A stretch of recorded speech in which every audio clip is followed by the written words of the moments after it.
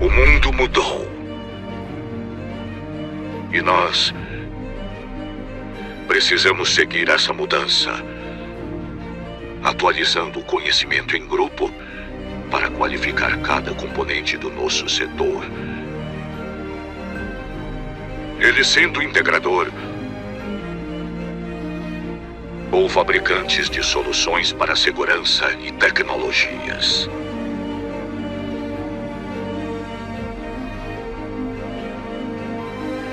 Mas não queremos apenas reproduzir ideias.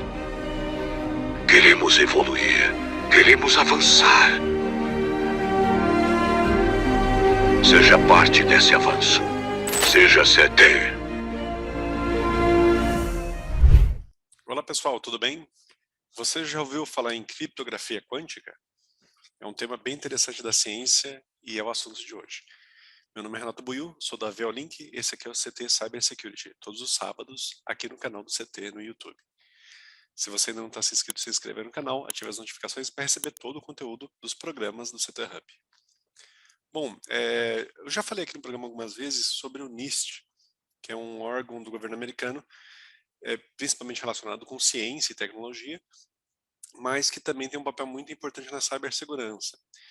E recentemente teve algumas notícias, algumas publicações que têm a ver com uma área da computação, que é a computação quântica. Uma coisa um pouco abstrata, às vezes até difícil de entender, não é nada intuitivo, assim como a mecânica quântica não é intuitiva na física, né? Declaradamente não é intuitiva, mas que tem implicações para o nosso futuro, então é bom conhecer esse tipo de coisa. Eu vou compartilhar com vocês, sempre a descrição aí do vídeo vai ter os links, né? Então aqui tem uma notícia relacionada, bem recente, que fala da iniciativa que a Google teve no ramo da computação quântica. Então, há alguns anos atrás, o Google fez um certo barulho, né? Divulgando o computador deles, o chip deles chamado Sycamore, que é um chip dedicado, né, à computação quântica.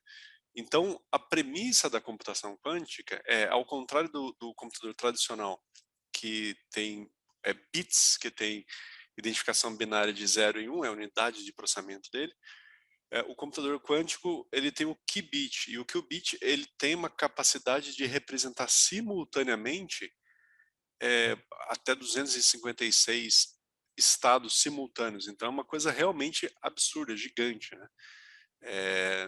Em particular, o o chip da Google, o Sycamore, ele tem 53 qubits dentro da sua estrutura. Então, a representação dele chegava a basicamente 9 quatrilhões de dados representados eventualmente simultaneamente. É uma coisa tão grande, a capacidade de processamento é tão grande que leva a um outro patamar de processamento. Só que, infelizmente, hoje ainda é meio experimental, ainda tem que operar, na maioria das vezes, com resfriamento de nitrogênio líquido, então tem que ser a temperatura negativa. É muito difícil, hoje é muito na ciência, está evoluindo rapidamente, né? A Amazon também tem suas iniciativas, a Microsoft no Azure também tem iniciativa de processamento hoje em computação quântica, mas ainda não é algo que está amplamente divulgado. A gente ainda não tem celulares, por exemplo, com processadores quânticos. Vai demorar um tempo para ter isso, mas futuramente com certeza vamos ter.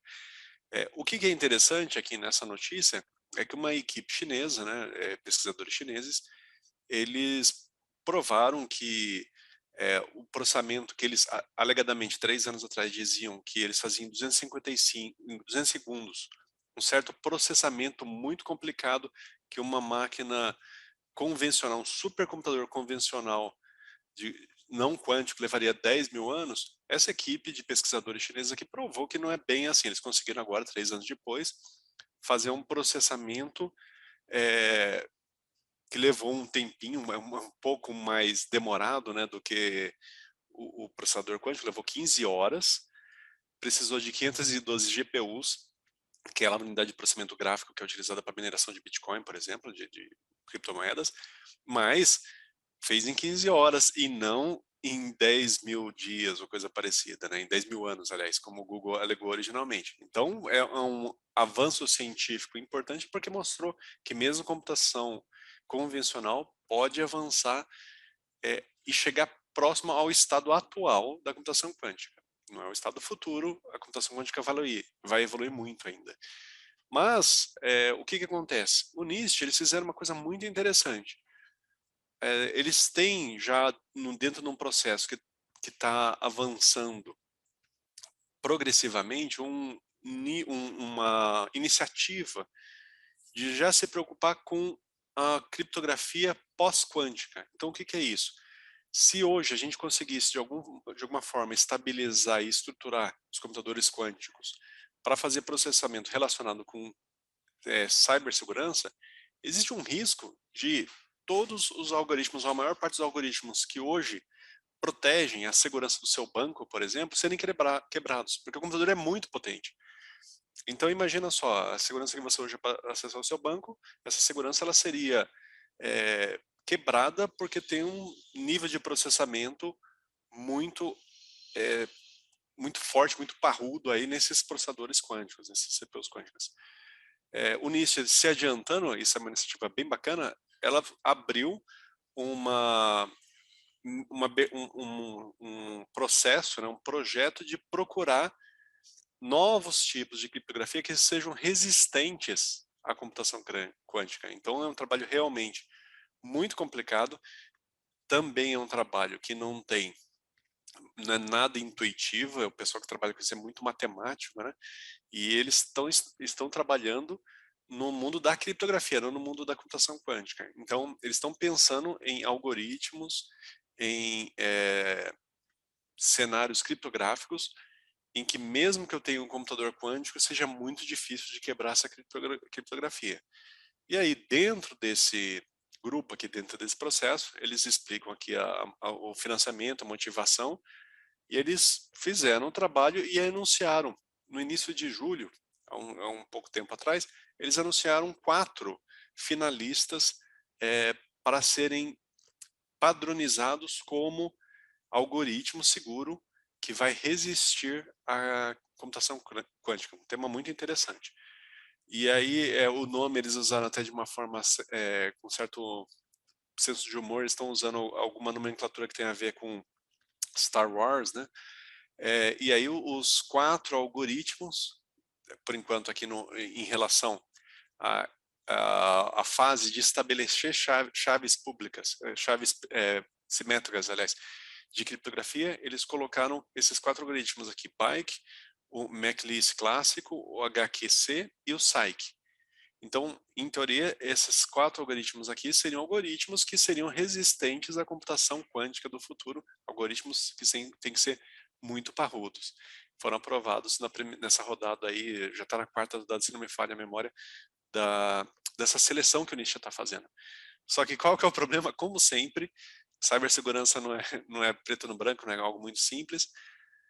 Foi feita uma publicação que ficou muito famosa aqui no Twitter, né, em relação à cibersegurança, de um paper preliminar, ainda estão trabalhando nisso, mas que quebraria o SAIC, que quebraria um desses 4 algoritmos. Então, está aqui a publicação do instituto, né, que fez isso, é uma faculdade, uma universidade lá da Bélgica, Leuven, e aí a área de criptologia deles, né, os criptólogos lá que estudam criptografia, estão publicando aqui a explicação, tem o paper aqui, realmente é impossível de entender, quem não é totalmente da área de criptografia não tem nem como tentar entender isso, mas basicamente eles mostram que usando um computador comum, um computador inclusive com um core único, não um multicore, um multinúcleo, como a gente usa no, nos Intel da vida hoje, i7, i9, que tem vários núcleos. Não, com um núcleo só, em coisa de 1 hora, lá eles conseguem quebrar a criptografia de um desses algoritmos. Então, um trabalho realmente fenomenal, o pessoal que está fazendo essa evolução aqui. Eles têm uma capacidade científica gigante e eles chegaram, então, nesse resultado de conseguir, com um computador muito simples, quebrar um algoritmo que, em tese, seria protegido até a supercomputadores quânticos. Então, infelizmente, os autores do algoritmo original do Cyc já publicaram reconhecendo, não, a gente vai precisar melhorar um pouco algumas coisas aqui no algoritmo. Isso não significa que o algoritmo vai jogar no lixo, etc. Tem um trabalho para ser feito, mas para mostrar que é interessante, eu até acho isso muito bonito, né? A ciência, a evolução da ciência. Então, existe uma pesquisa forte para fazer computadores muito potentes, que são uma evolução, um passo evolucionário na computação significativo, que é a computação quântica. Existe um trabalho sendo feito ainda no mundo das ideias, ainda no mundo do algoritmo, que é criar algoritmo protegido, que tem uma criptografia protegida desses computadores, e existe um terceiro trabalho, que são as equipes que estão procurando falhas nesses algoritmos, antes deles serem submetidos à prova da computação quântica de fato. O que vai acontecer nos próximos anos, né? A gente ainda está em 2022, todo esse mundo ainda está em sua infância, mas eu prevejo aí que em 5, 10 anos tudo isso vai começar a ser realidade cotidiana. Então a gente vai começar a ver notícia de cibersegurança do tipo: a criptografia que o banco tal utilizava 2 anos atrás foi quebrada por um computador quântico. Até lá eu imagino que os bancos vão ter que correr atrás, os bancos e os demais sites da internet, né? Estou falando da criptografia de um modo geral, HTTPS, SSL, todos esses protocolos e algoritmos vão ter que ser evoluídos para evitar serem alvos de um ataque de um computador quântico. Esse é o tema de hoje, espero que tenham gostado e obrigado, até a próxima. Tchau, tchau.